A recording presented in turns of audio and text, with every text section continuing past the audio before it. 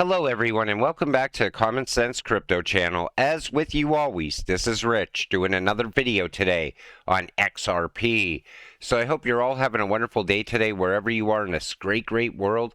We're going to talk about XRP. I'm going to start with this. Right on the SEC.gov website, cryptocurrencies listed as Bitcoin, Ethereum, and XRP from Bailyard Inc. So then Bailyard went and did this.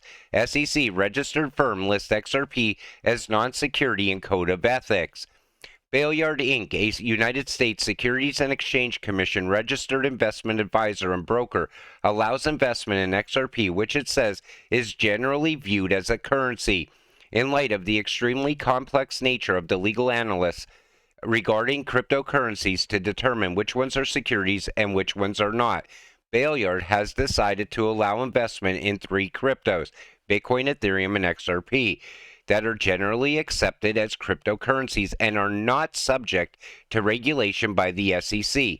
The firm writes on its Code of Ethics page on the SEC website. Now, if Gary was so compelled that XRP is a security and not a cryptocurrency, wouldn't he have tried to stop this from happening? But yet again, we see another company offering XRP. Why is Coinbase not relisting XRP? That's the big question. That's why I said I always felt that Coinbase is out there screwing the retail investor. Where's People's Songbird? Where's their Flare? What's going on with Wrapped Luna? We need answers. Then there's this, Rosalind Layton. Time to unseal the Hinman documents. I'm telling you, she is going to take them public as soon as she gets them in her hands. And she doesn't even hold crypto. Think about that. On the back of UST News, Gary literally warned in 2021, back a stablecoin with any securities is like a security. UST is just a tip. USDT has some backing in securities. Blackrock backs USDC. Now, everybody's worried about USDT. They're worried about BUSD. But no one's really worried about USDC so much. You know why? Because BlackRock controls everything. BlackRock will definitely go and fight out a court case with the SEC. They have the money and the backing to do it, if it even gets that far. If somebody at the top doesn't tell Gary to back off from BlackRock at some point, we'll have to wait and see what happens. Crypto exchange Binance also recently announced it's closing its stock token business. Through technically, U.S. customers should not have been able to access this service to begin with. Gensler didn't specify any tokens in his speech, but his remarks come amid increased regulatory scrutiny around digital assets, with stablecoins in particular popping up more and more in congressional hearings. Yesterday, Circle, the issuer of USDC, published a breakdown of the assets backing the stablecoin. In addition to cash, the token is backed by money market funds, commercial paper, corporate and municipal bonds, and certificates of deposit issued by foreign banks. Some of those reserves, including the money market funds, bonds, and commercial paper, are currently treated as securities under U.S. law. But let's see if Gary treats everyone fairly in this. Like I said, I don't think he's going to go up against BlackRock. I think this is going to be a non-starter for the SEC. But I do believe he will definitely take a good look at Tether. So Tether, the issuer of the world's largest stablecoin, USDT, has also said its reserves include investments in commercial paper and corporate bonds. And I feel Gary's going after stablecoins right now because he looks at them as easy wins to stir up the crypto space at the same time. But I'm dying to see what happens with BlackRock and USDC. SEC charges Terra founder Do Kwon for fraud. Oh, it only took almost 9 months to do so. It's ridiculous, you know. People in the Luna community were calling for this a long time ago, and finally it has happened. In a statement released today, the U.S. Securities and Exchange Commission has filed charges against Terra founder and CEO Do Kwon for fraud. The regulator alleges Terraform crafted a multi-billion-dollar crypto asset securities fraud, according to their statement. The creator of Terra, USD, and Luna, Kwon, and Terraform Labs reportedly set in motion a fraud scheme starting on April 2018, according to a CNBC report. Kwon used both stablecoins to raise billions from investors through to the offer and sale of an interconnected suite of crypto asset securities, prompting the charges. And I'm hoping Do Kwon goes down. Again, he hurt a lot of retail investors out there. The SEC, under Gary Gensler, won't stop until they radically transform our markets to appease the far left. More government is not the answer. Read my latest warning at Fox News on how the Biden administration is coming for your investment account. And Gary's not only stopping at crypto, he's going after the stock market as well. If Gensler gets his way, the stock market will be less competitive, slower, more confusing, and more expensive for Main Street investors. Brokers and other financial providers whose revenues will be trimmed or eliminated by the government will likely respond by passing costs along to customers and offering fewer innovative, low-cost products and services to the very customers who want them and need them the most, including millions of Americans who were previously shut out of the stock market. At its core, Gensler, a 100-millionaire, 65-year-old former Goldman Sachs partner, appears to be motivated by the view that Main Street America simply isn't capable of choosing how they should invest their own money and that they need the government to protect them from themselves. Now, when you came into crypto, you rolled the dice. You said, I'm investing in crypto. I want to get rich in the future. I will handle my own investments. I don't need someone to come in and tell me what to do, how to be safe inside crypto. Nothing. You rolled the dice. You were gambling when you got here.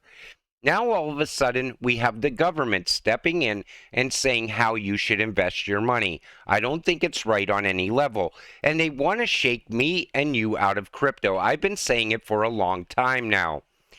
Ethereum and Regulator conspiracy is not in doubt, ex-Ripple director says. So former director of developer relations at Ripple, Matt Hamilton, has expressed his opinion on Ethereum Gate, which is the theory that Ethereum, in a conspiracy with regulators, was given the green light while investigations have been initiated against XRP and several other cryptocurrencies. Hamilton said he never doubted the plausibility of the claim. At the same time, the blockchain figure said he believes some people are overblowing certain aspects when, for example, they talk about a conspiracy of global elites around XRP. I believe he's totally wrong about that. Brad sits on the board at the World Economic Forum, and we know what the elites want for us in the future. So the emails will be interesting to read. Hamilton summed up, alluding to the files of the former SEC chief William Hinman, which may contain evidence of a conspiracy. And we know that conspiracy exists. That's why those emails are not out to the public already. Hinman Mail, SEC, and Ethereum recall that in late 2022, the Securities and Exchange Commission sent a petition to the court requesting that these documents be sealed, stating that they were irrelevant to the court's decision in the summary judgment. Why did they want them sealed if there's nothing in there? Think about it like that. Along with this came rumors that the SEC might agree to a settlement with Ripple to avoid disclosure of Hinman emails. And I still believe that's going to happen. Previously, another Ripple executive, CTO David Schwartz, also expressed his belief in a conspiracy between the regulator and Ethereum affiliated entities. Schwartz then justified his position by arguing that to keep XRP out and give freedom to Ethereum would require special knowledge and in-depth expertise, which he believes officials do not possess. Now, I'm going to say this. I don't think they were smart enough to cover their tracks. That's where I see this happening, because now all of a sudden the Hinman emails are sealed by the courts. If they ever become unsealed, who knows what damning information is inside of there. We could have a good guess on that, though. I'm hearing examples of companies in the crypto space being debanked by U.S. banks, which are caving to political pressure from the left. If Operation Choke Point taught us anything, it's that under no circumstances should banks be used as partisan tools to kill legal businesses and hold back innovation at the same time. These banks need to stop giving in to these political entities. 9 years ago today, the first ever Ripple XRP transaction. Since then, XRP has made significant strides in revolutionizing cross-border payments and changing the financial landscape. And again, even into 2023.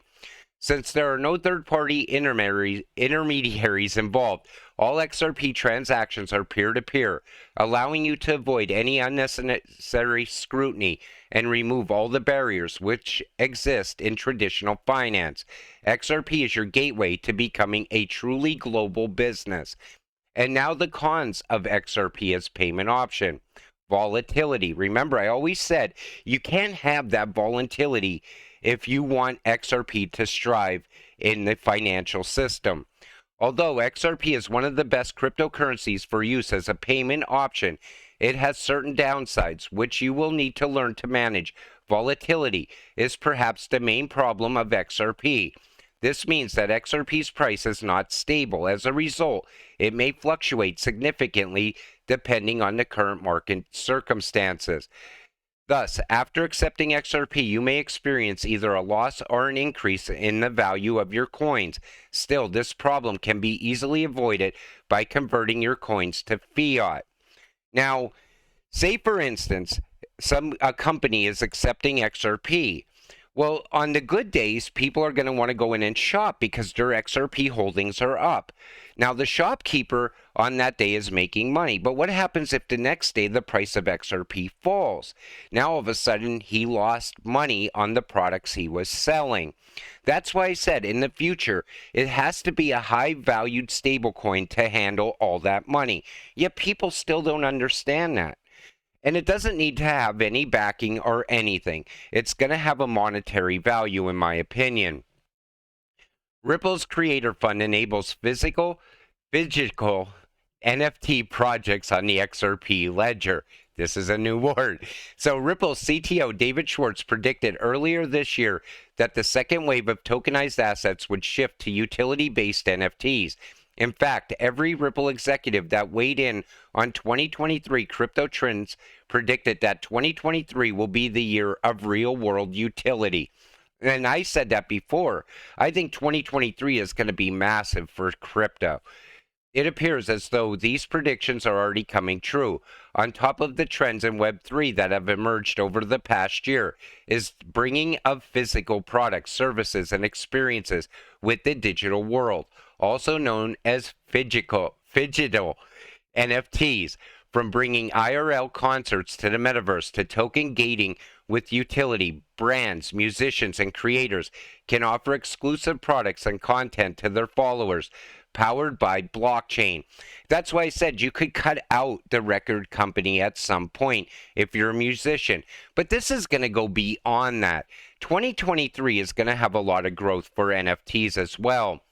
Will Ripple's CBDC boost Singapore's financial sector? Now, we already know Ripple has connections with Singapore. Most likely, they will use Ripple for a CBDC. Later, they'll implement XRP as well. Kind of like Ripple opens the door, later comes the secret sauce, XRP. But we're going to see a lot of announcements like this through 2023. I think it's going to be a huge year for crypto, especially for XRP holders. I think by Christmas this year, XRP is going to be at a much, much higher price than where it's sitting right now, especially with the case coming to an end, you know, ISO going live, big announcements most likely coming from Flare as well. And look at the XRP ledger. It's absolutely going to explode this year, adding value to XRP.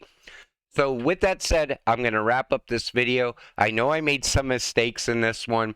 We'll see you in the next one. I appreciate all of you watching my videos. Have a great night.